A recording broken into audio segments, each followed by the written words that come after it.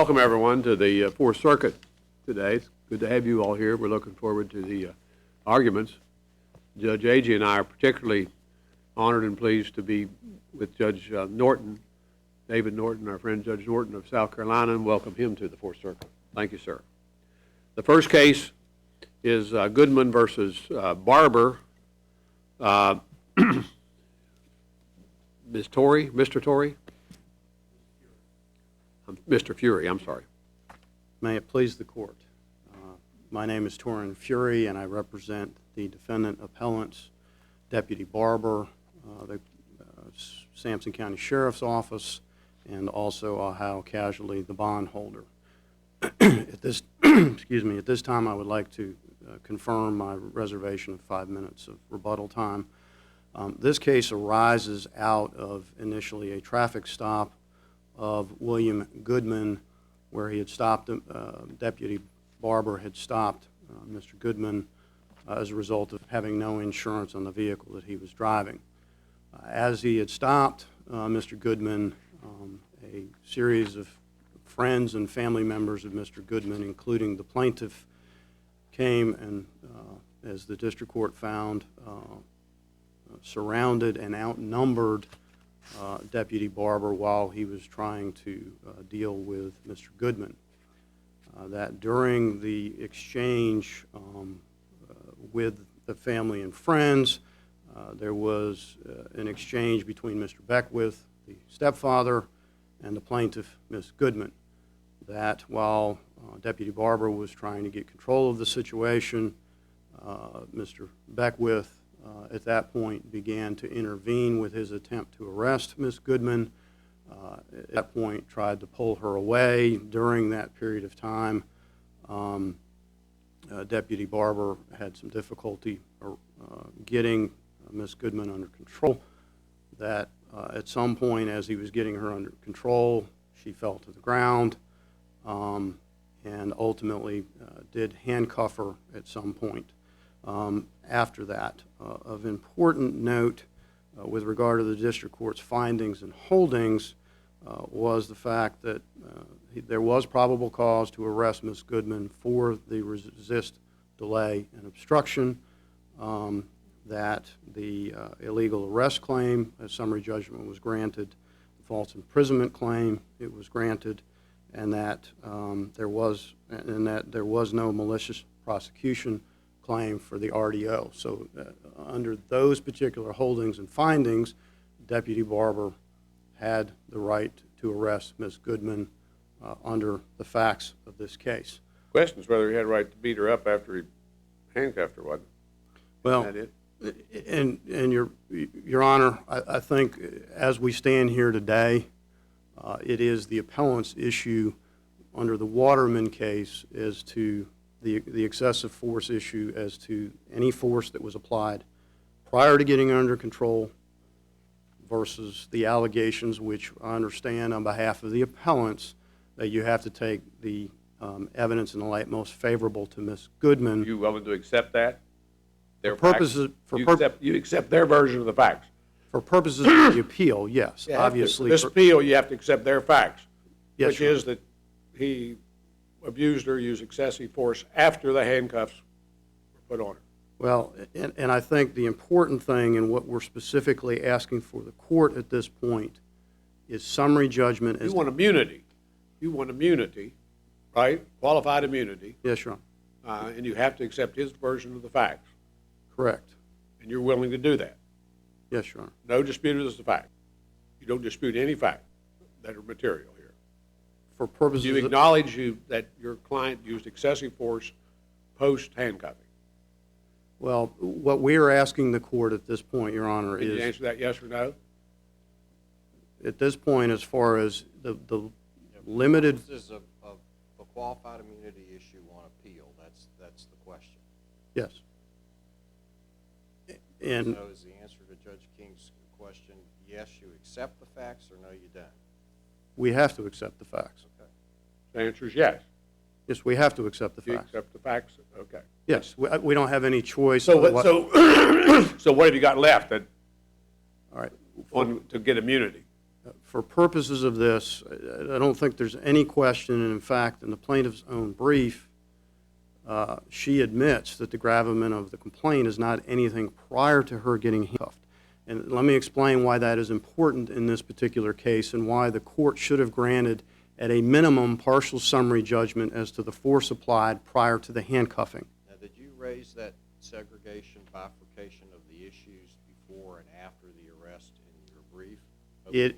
It is in the brief, Your Honor. We cited the Waterman case. We cited that in the Waterman case, and specifically, I believe it was in the reply brief. That's not what I'm asking about. Because if it's not in the opening brief, I don't think you can bring it up in the reply brief. You tell me if you disagree with that, or if you can cite me something in your blue brief that says you've raised this issue.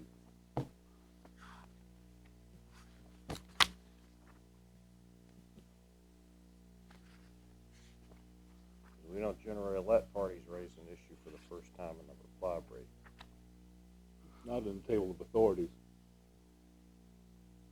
Well, I think in this particular instance, we asked for summary judgment in toto, and I think at this point the court is fully qualified to grant summary judgment with regard to any force that was applied prior to the handcuffing in this particular case. But that wouldn't really help you. I mean, what you really need is a summary, is just qualified immunity for everything. It's what you want. You're going to have to go to trial on what happened. If you lose here, you're going to have to go to trial, I assume, on what happened post-handcuffing. Well, with one That's the issue. I mean, your client is in a sympathetic situation here with us. There's no question about it. I mean, he was surrounded, and you got a good argument that what he was doing, at least until he handcuffed her, was reasonable. But the law is pretty clear, I think, unless you argue the law is not clear of what you can do post-restraint. The law is pretty clear. I thought that an officer can't beat up somebody after they restrained them. Well, and I think the important thing here is, with regard to the facts and with regard to the specific injuries in this particular case, the plaintiff, in two separate instances in the record, specifically stated that her finger was broken prior to being secure. That is on the record at page 135, which is in her affidavit, and on the record in her deposition at page 172, that under both circumstances, her finger was broken. Beforehand. Correct. But that probably means that she's not entitled to recover for that. Correct. That's right. And but what happened afterward is what she'd be, if you don't win here, is what she'd be entitled to recover for. What happened after she was restrained. If you had to break her finger to get her restrained, you'd probably be all right on that. But you can only, the limited avenues of appeal from these qualified immunity rulings. Well, and I think the point is, at this point, the district court didn't do that.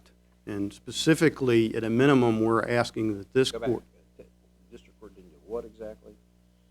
The district court, we're asking that the court, at a minimum, grant summary judgment as to any injuries related to the broken finger and any medical expenses related to the broken finger under the facts So of this you're case. saying you're entitled to a partial appeal.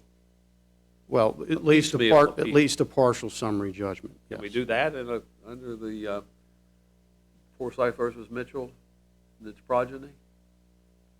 Well, at this point, I don't think there's anything, I don't have any reason to, there isn't any reason why this court can't say that any injuries under the facts are clear. The broken finger occurred prior to her being secure. Did you raise before Judge Fox? I mean, it's not in the opening brief. And Judge, did you argue that before Judge Fox?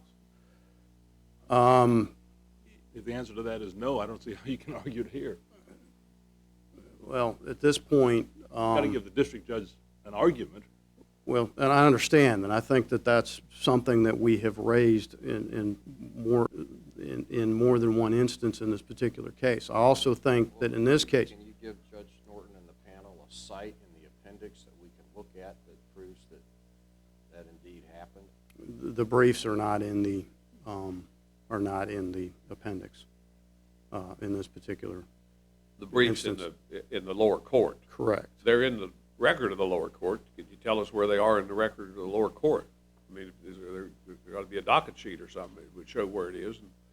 And, I'm not sure that helps you, or how it helps you right now.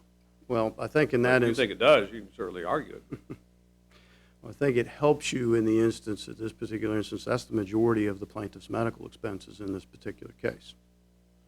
Are you acknowledging that that you're not entitled to qualified immunity for what happened after the handcuffs were placed on the plaintiff? Well, I think given the existing case law that exists out there, I think it's reasonably hard to argue, taking the plaintiff's facts as true, that after the handcuffs. So in that event, then, do we have any jurisdiction here, or is it just a matter of affirmance? Well, no, I think, again, it's what I had discussed before, that in this instance, I think that there is no ruling in the district court. Well, then you're saying you're taking a partial appeal. You want a piecemeal, a qualified immunity appeal. You want to appeal the part prior to the kidnapping, prior to the handcuffing, but you're admitting that you don't have a claim for what happened, a good qualified immunity claim for what happened post-handcuffing. Well, and I don't think that given the case law that... Even though you didn't bifurcate it for Judge Fox, or earlier for us. Well, and I think if you read the plaintiff's own brief, she's already admitted at this point that the part of her complaint that she's complaining about is the post-handcuffing, not the pre-handcuffing. Which is the part you want qualified. To get your client out of this, that's the part you need relief on. I understand. I mean, in order for you to get your client out of this thing in toto, which is what you want, that's what you have to deal with, I think. I understand. But if you find, while you're listening to opposing counsel's argument, that there is a place in the record that you can cite us to where you raise this issue of bifurcating the summary judgment in the district court before and after the arrest, then you can tell us when you come back up for rebuttal. Okay. Well, and it would be our position to this court that in this particular instance, if the broken finger and any of the conduct that occurred prior to that time is taken out of this case, there isn't a lot. But you ought to present that first to Judge Fox. I mean, you may well, all we're able to talk about here is whether your client's entitled to qualified immunity. I understand. I mean, you may well go to trial here and win this case. Well, I mean, your client's in a sympathetic position. He's surrounded by multiple people who are hostile and all that stuff. You know, but we're not in a position we can't deal with that. That's the question for the jury down there in Eastern North Carolina. Well, and I understand with regard to the conduct after. And again, I think the conduct before, in this particular instance, again, there isn't much left of this case. If you remove the injury and the medical expenses from this case. If you were to lose here, is this case ready to go to trial, or will there be more discovery? Or do you know? I do not know, Your Honor. I'm reasonably certain that discovery would have been closed before the summary judgment would have been allowed to proceed. So at this point, I believe that it would be ready to proceed. Obviously, if it were remanded, whatever scheduling that the district court had, obviously my experience has been that at times that can be several months out. But I think at this point, the discovery that's going to occur in this case has likely been fairly complete. Obviously, there may be some discussion with witnesses, et cetera, but not formal discovery under the district court. Obviously, with regard to the state law claims, I think that the same analysis applies with regard to public officers' immunity. I think the important thing there is I think the standard's a little bit higher, but I think the same we would ask the court with regard to the same dichotomy, which is anything before the handcuffs, summary judgment should be granted, and that Judge Fox should have done that in this particular instance. And that, Assuming he was asked to do that. well, in this instance, I think the fact that he's asked to give summary judgment on the entire part doesn't prevent him from making a ruling saying that under the Waterman analysis, Well, we have a saying in South Carolina, it's called the Lefty Grove Corollary. It said if you don't throw it, we can't hit it, all right? Which means he didn't throw it, so how could Judge Fox hit it? well, and again, I think in this instance, the Waterman case exists out there to allow that dichotomy.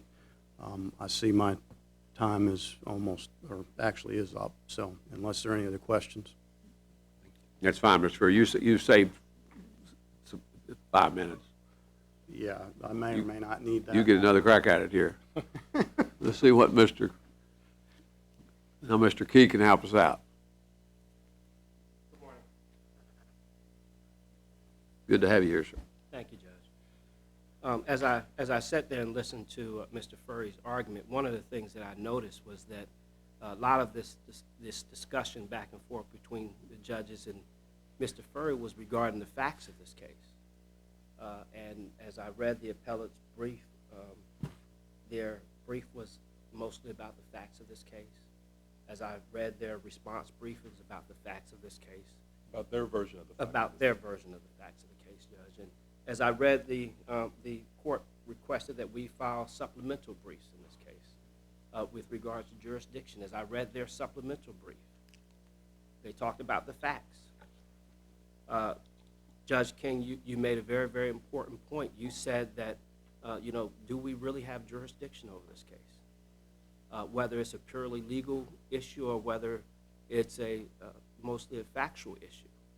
I think just by the discussion that occurred here today, just by the briefs, just by the supplemental briefs, that it proves the point that it's really a factual dispute that occurred in this case, and that this court should dismiss this action and find that you did not have jurisdiction over it. And, as you indicated. Sounds like the opposing counsel has now agreed, at least for whatever happened after the arrest, that he must accept the facts that you have pled. And so, having done that, it would seem like we have jurisdiction, but there wouldn't be a lot of heavy lifting to decide it after that. That's right, Judge. I think that as he stood here today, he indicated that he didn't have any dispute after Judge King asked him several times, and I think you had to clarify it. But during the course of the briefs prior to today, they wanted us to accept their briefs, or their facts. Let me ask you this, not what you pled or not what you say the facts are, but what does the record show, the discovery show, happened to your client after she was handcuffed?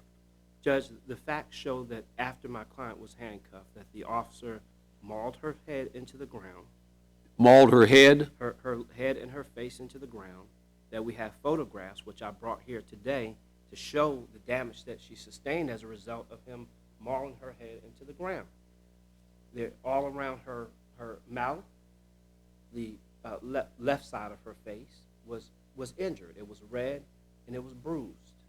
And we have the photographs that we submitted to the district court with regard to those. Well, that's the damages part, but what the facts, what happened? You said he mauled her head into the ground. What else? He hit her in the back. She hit her after she was handcuffed now? After she was handcuffed. After she was handcuffed on both hands? On both hands, Judge. Okay, because there was a partial handcuffing at one point. Yes, sir. I'm talking about the full handcuffing now. After the full handcuffing. All right, he hit her and he mauled her head. Anything else? He hit her, he mauled her head into the ground, and there was something else, Judge.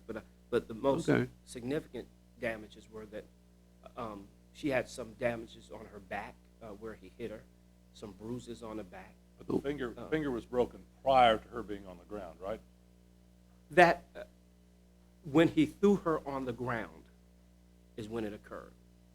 Now, I think the facts prior to him handcuffing her are relevant in front of a jury, Judge. I think that those facts, I noticed that, Judge King, you said something about he was surrounded by some individuals, some members of my client's family members. He wasn't. Our facts are that he was not surrounded. So there's a dispute about that? Absolutely. Okay. There's a dispute about whether he was surrounded by those. In fact, we've been, typically they have cameras on their cars.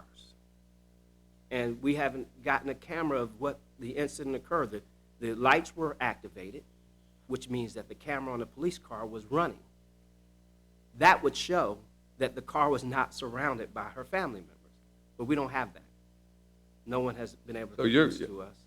You say there's more discovery to be done now? Well, I think If this thing goes back, can you go to trial next week? I'm ready to go tomorrow. Well, so then you don't need any more discovery. I don't. So you are not complaining about this camera? I'm not complaining about Okay. that, Judge. I think we have enough witnesses who will come and testify, some objective witnesses that will testify that the family did not surround the officer. Well, as I understand opposing counsel's argument, he says, okay, even if I lose today on qualified immunity for whatever happened after your client was arrested, I get to bifurcate this so that there's a qualified immunity segment after arrest and a segment before the arrest. So I wanted to ask you the same things we asked opposing counsel. Is that issue before us today? Was it raised in the district court? Judge AJ, in reading my recollection of the briefs, the summary judgment briefs, it was not raised in district court by the appellants in this case. Was it raised here before the reply brief? It was not raised in the reply brief. I didn't. My recollection of it, and I've read it several times, is I don't recall any indication of bifurcation being brought up. Bifurcation theory is new on appeal. Right, it is. That's your position? That's correct, Judge. That's correct. And so we're actually ready. As soon as I can get those subpoenas out and get the witnesses in court, we're ready to proceed with the trial. This case has been going on since 2008, and we're ready to proceed. So is it your position that we ought to dismiss it for lack of jurisdiction, or we ought to affirm it? Judge, I think that you can do either one of them. I mean, either way you'd win, but which one? I'm asking you as a matter of a procedure, getting your advice That's a good choice. from your side of the table, which one do you say is the proper way to go? Judge, I think that you should dismiss the action, and I think you should dismiss it because there was a case before this court in 2010, 2011, where there was somewhat a very similar factual situation where this court dismissed it for lack of jurisdiction.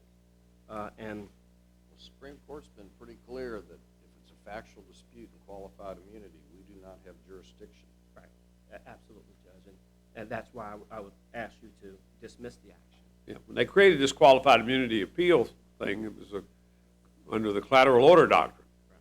And they said you can take that qualified immunity appeal from the denial. The officer can appeal the denial of qualified immunity when the facts aren't disputed. So that's the key to it, the jurisdictional hook.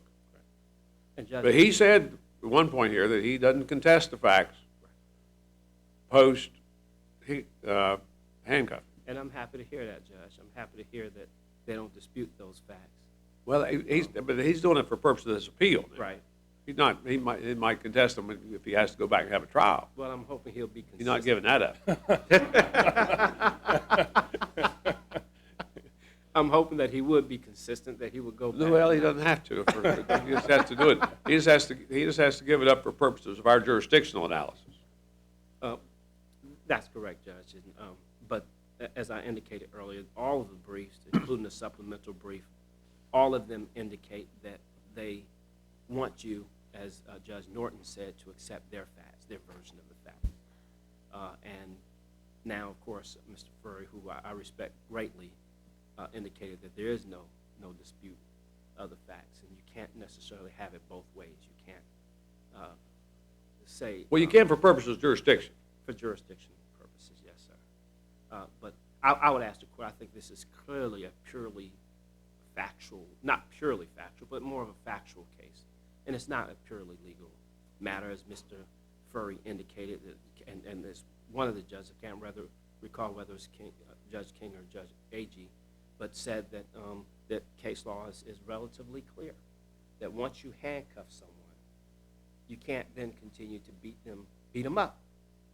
Once they're compliant, you can't continue to beat them up. My grandmother used to say, you know, you can't kick a man who's down. You lift that man up. And I think this is a clear example of a situation where you're kicking a man that's down. You know, we have in hockey and football, you're penalized if you hit someone who's defenseless. Well, there might be a situation where somebody's handcuffed is still resisting. That's right. But we They don't could be have- kicking and still trying to resist the officer. I mean, the officer's entitled to act reasonably. He is. So, you know, just because they got the cuffs on him doesn't necessarily mean that somebody's still not doing something to resist. You're absolutely correct. And we don't have those facts here. We don't have any. In fact, he doesn't even say she continued to kick or that she continued to resist us. He stood here and said he doesn't dispute the fact that she was compliant. But I think that this officer, from the very beginning, I thought was very, while he has the right to act reasonable, I don't think he acted reasonable from the very beginning, to be very honest with you. And one of the things you'll notice in the discovery, he was cursing at the people out there. What officer is going to go up there and you have a bunch of people there and he's cursing at them? I don't see that as being reasonable. And he admits that in his police report that he cursed at them. And I would submit to the court that even prior to handcuffing her and her being in compliance, that the officer acted unreasonable. I certainly understand his concern about the number of individuals that were out there, but I think his actions from the very, very beginning were very unreasonable. And one of the witnesses that are going to testify for us, if it gets that far, you guys dismiss the action or affirm it, is another attorney who's going to testify. This officer typically is a very aggressive law enforcement officer in Sampson County, more aggressive than most law enforcement officers. And so that's, as long if Judge Fox allows that into evidence, then it's going to be another attorney who practices criminal law who's going to testify to that he's a very aggressive law enforcement officer when he approaches people, and that he had the reputation that many of the attorneys would say he's likely to hurt someone. And in this situation, he did that. And something else, judges, this lady that I represent, she's 110, maybe 120 pounds. You're going to have this officer who's 220 pounds beating up on this lady who's 110 pounds, not just before he handcuffed her, but after he handcuffed her. And so these are facts, Judge, that I would submit, or Your Honors, that I would submit are for the jury to make a determination.